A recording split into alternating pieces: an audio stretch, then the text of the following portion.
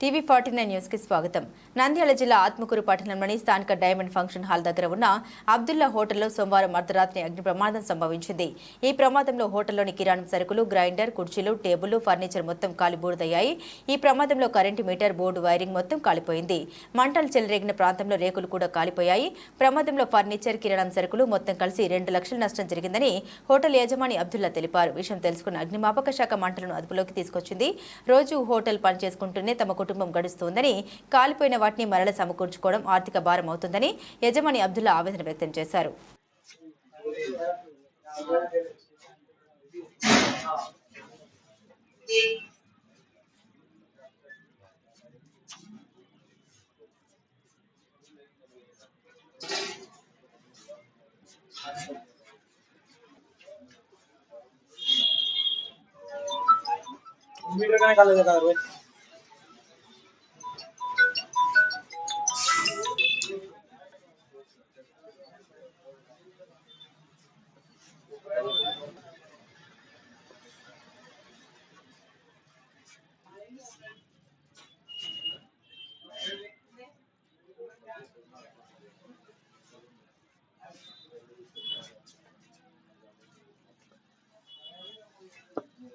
Commission का line है क्या?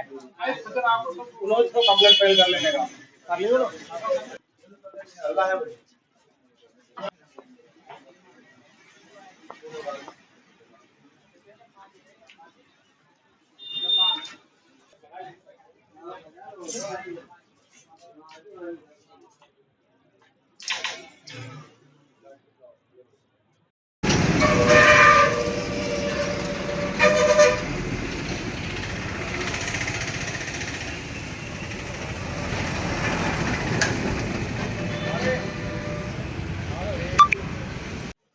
ఆత్మకూరు నిందాల టర్లింగ్ డైమండ్ ఫంక్షన్ హాల్ పక్కన అబ్దుల్లా హోటల్ సార్ నాది.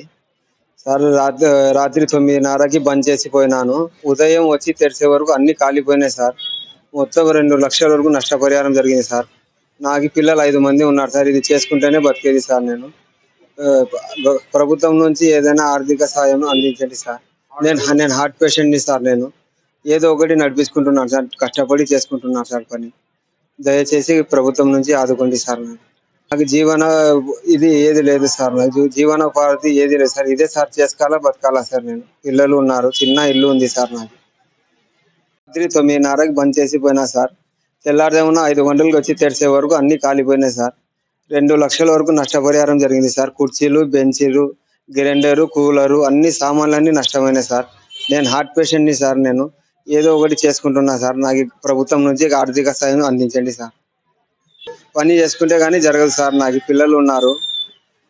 నష్టం 2 లక్షల వరకు జరిగింది సార్.